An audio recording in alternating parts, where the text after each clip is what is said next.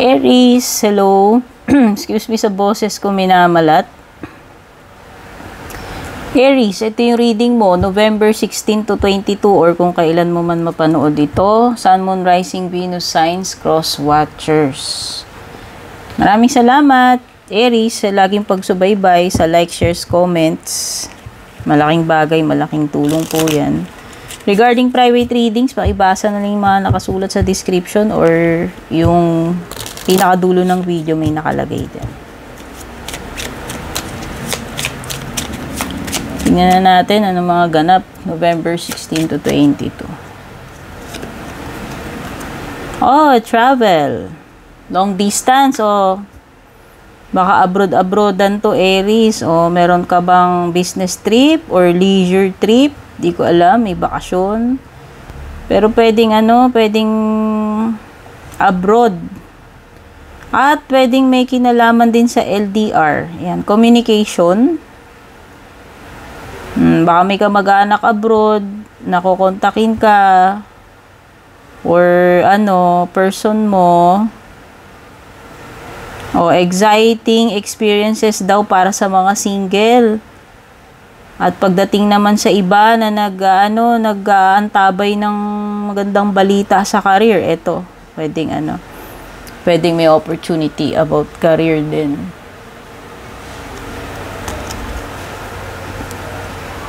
Trust your intuition. It's a great time to learn new skill. Oh, ito daw, perfect timing. Itong 16 to 22. Oh, guys, to pakinggan nyo yung kanina, opportunity, di ba?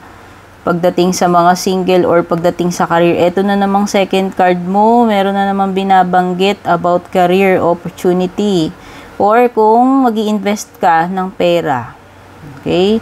Ito yung magandang time na mag-level up ka ng iyong skills or mag-upgrade ng iyong career or mag-invest sa pera.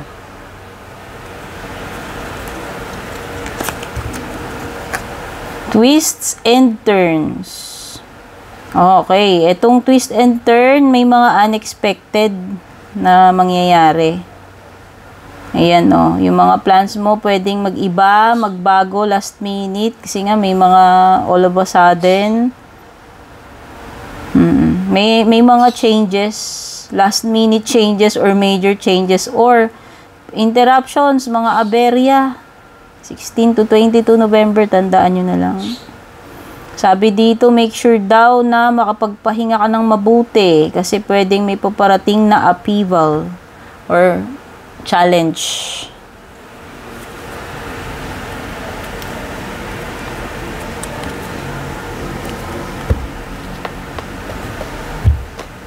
Natin yung love life mo, dear Aries. Unworthy. Nako, meron na naman ditong disappointment pagdating sa jowa. Okay. Nag-e-expect yung isa, pero hindi, alam mo yun, hindi mafu-fulfill nung isa yung expectation. Pwedeng may ganyan na naman. Tsaka merong nakakamiss sa'yo dito, Aries. May nakakamiss sa'yo. Sabi dito, namimiss daw yung mga jokes ninyo. O kung sino man yan, madalas mong kabiruan, na pwedeng ka-romantic connection mo rin.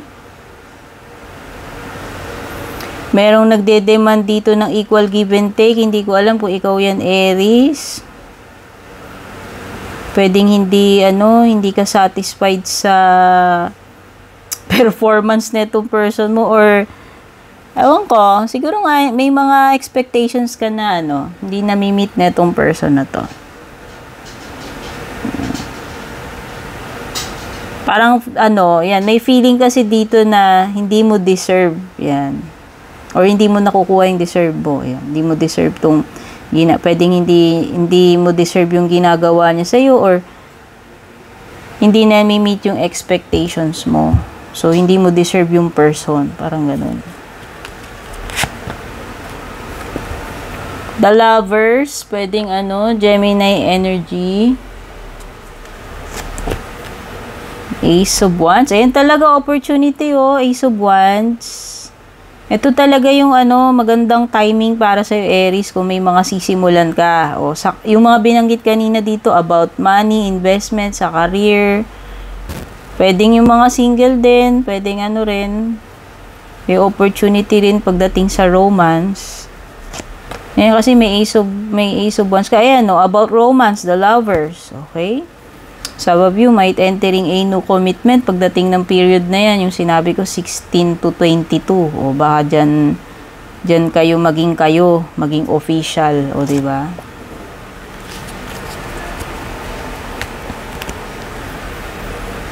Six of Cups. Ayan na nga, itong sa love life mo, yung reminiscing, Kasi parang sabi ko nga, may nakakamiss sa'yo, kasi lumitaw Six of Cups. Memories ng past or past person.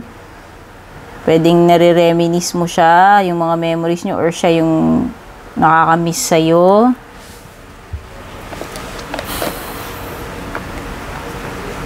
Iba dito, magsisimula na kayo ng bagong trabaho or bagong contract, or panibagong connection, relationship, kasi may Ace of Wands, or magsisimula na kayo ng business, or kung ano man yung investment na binabanggit dyan. Pwedeng may pagpasok sa partnership, romantic man or hindi, ayan, commitment, relationship.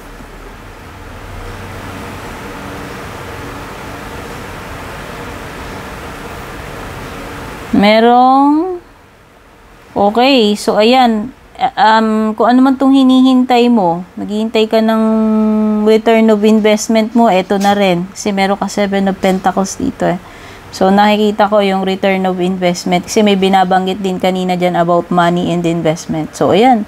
It could be money na babalik sa'yo, Aries, whether pinahiram mo yan or tubo yan sa pinuhunan mo. Basta return ng investment mo yan.